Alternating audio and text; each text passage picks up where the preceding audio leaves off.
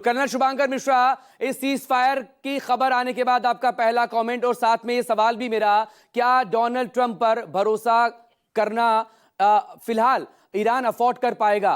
क्योंकि इससे पहले वो कह रहे थे अमेरिका वॉर में इंटर नहीं करेगा, और 48 घंटे पहले कैसे उसने अपने B-2 बॉम्बर्स को भेजकर 3 न्यूक्लियर साइट को उड़ा दिया। नतांज, इस्फहान और फोर्दो सबसे इंपॉर्टेंट था ईरान के लिए। कर्नल मिश्रा।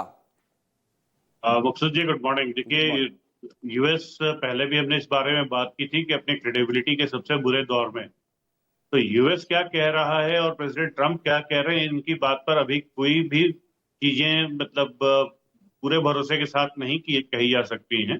जिस तरीके से प्रेसिडेंट ट्रंप को आजकल शायद एक किक मिलता है कि वो हर जगह सीज फायर अनाउंस करते रहें, और वो सीज फायर जिनके बीच का अनाउंस करते हैं, जैसे अभी ईरान के मिनिस्टर अगराची ने क्लियर कर दिया कि उनकी तरफ से कोई सीज फायर नहीं हुआ है, ना ही उन्होंने कोई प्रपोजल दिया है जी। सो अभी काफी फ्लूइड सिचुएशन है, हमें थोड़ा रुकना पड़ेगा कि जिस तरीके की कंडीशंस बताई जा रही हैं।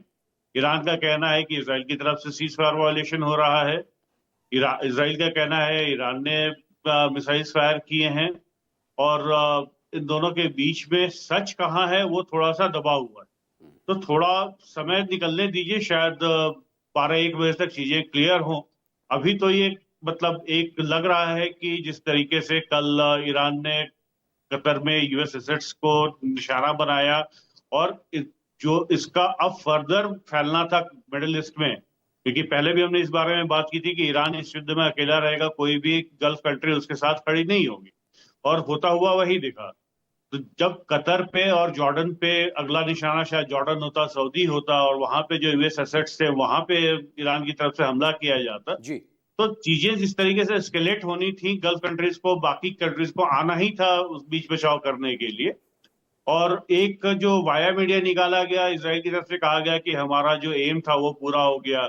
यूएस ने बीच में घुस के जो 3 न्यूक्लियर एसेट्स थे उनको पूरे तरीके से बर्बाद करने की बात की। उसमें खबर ये आ रही है कि अटैक के 12 घंटा पहले ईरान ने वहां से एनरिच्ड यूरेनियम हटा लिया है। तो चीजें बहुत ही ज्यादा फ्लूइड हैं, इस समय कुछ भी कह पाना बिना किसी ऑथेंटिक इंफॉर्मेशन के, और जो युद्ध के मतलब हम उसके लिए एक टर्म यूज करते हैं फौज में, फॉग ऑफ द वॉर।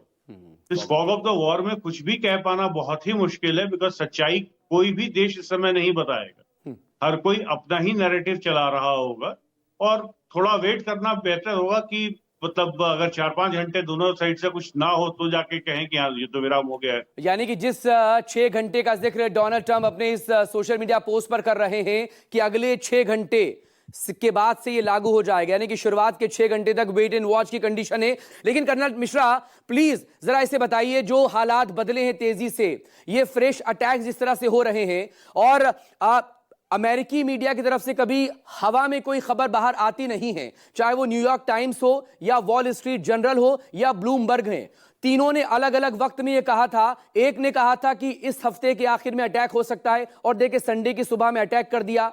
चाहे अमेरिकी राष्ट्रपति डोनाल्ड ट्रंप खुद इस अटैक को खारिज कर रहे थे, वो एक चीज हो गई। दूसरा, इसी मीडिया की तरफ से दावा यह भी किया गया था कि इजराइल के पास दरअसल इतना असला नहीं है, इतनी मिसाइल्स उसके पास नहीं है कि वो लगातार ईरान पर अटैक कर सके। हफ्ते 10 दिन में वो खत्म हो जाएगा, और डिफेंस सिस्टम उसका पूरी तरह से कमजोर हो चुका है। तो क्या ये भी दरअसल, और एक और तीसरी बात ये भी कि इजराइल की तरफ से दरअसल मनाने की कोशिश हो रही थी अमेरिका को कि ईरान से सीज फायर को लेकर वो बात करे। अब इन तीनों पर एक रिस्पॉन्स आपका प्लीज। मकसूद जी, अगर आप ये तीनों चीजों को जोड़ दें तो आपको आपकी बात का जवाब मिल जाएगा। एक, किसी भी देश की लड़ाई लड़ने की एक क्षमता होती है जिसको वॉर वेजिंग कैपेबिलिटी बोलते हैं।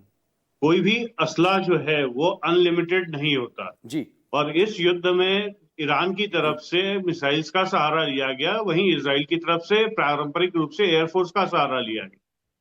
लेकिन अगर आप देखें कि जिस तरीके से ईरान के मिसाइल्स की बरसात इजराइल के ऊपर हो रही थी, और इजराइल ही नहीं, उसके बीच में पड़ने वाले जॉर्डन, अरब और कतर से होते हुए मिसाइल गुजर रहे थे, और यूएस के जो बेसेस वहां समुद्र में थे उनसे भी उनको न्यूट्रलाइज करने की कोशिश की जा रही थी जी।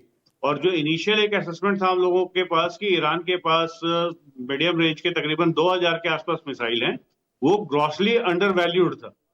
बाद में ये पता चला कि ईरान के पास तकरीबन 20 से 30 हजार के आसपास मिसाइल्स हैं।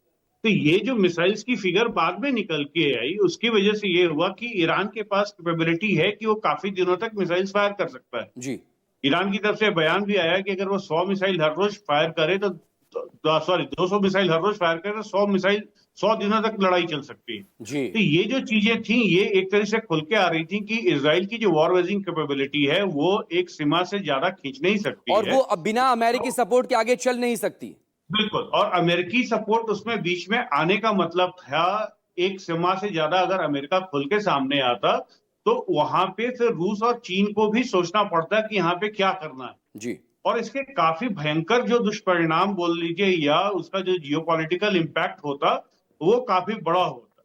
एक तरीके से ये जो स्थिति थी वो ईरान के लिए भी उतनी ही खतरनाक थी, बिकॉज खामनेई परिवार की जो प्रतिष्ठा है वो इस समय दांव पे लगी हुई है। जी अगर खामनेई परिवार इस समय कमजोर दिखता है इजराइल की तरफ से, अगर आप देखें तो इजराइल ने कह दिया कि हमने अपने जो भी हमारे टारगेट थे वो अचीव कर लिए। हमने उनका टॉप लीडरशिप, जो मिलिट्री लीडरशिप थी, उसको नष्ट कर दिया। जी हमने उनके टॉप न्यूक्लियर साइंटिस्ट को बर्बाद कर दिया। हमने उनके इनरिचमेंट सेंटर्स को बर्बाद किया।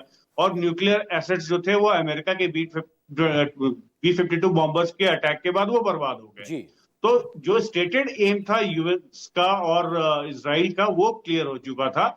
अनस्टेटेड एम है रजीम चेंज, जो कि अभी होता हुआ इसलिए नहीं दिख रहा बिकॉज ईरान की जनता पूरे तरीके से खामनेई के साथ खड़ी हुई दिखाई बिल्कुल दे रही है।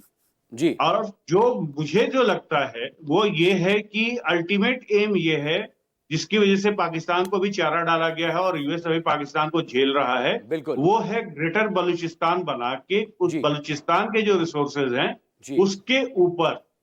जब मैं ग्रेटर बलूचिस्तान की बात कर रहा हूं तो जो ईरानी बलूचिस्तानी लोग हैं उनका और पाकिस्तानी बलूचिस्तान को मिला के एक क्योंकि इंडिपेंडेंट जी बलूचिस्तान बनाया जाए जी और वहां पे यूएस हेजीमोनी हो।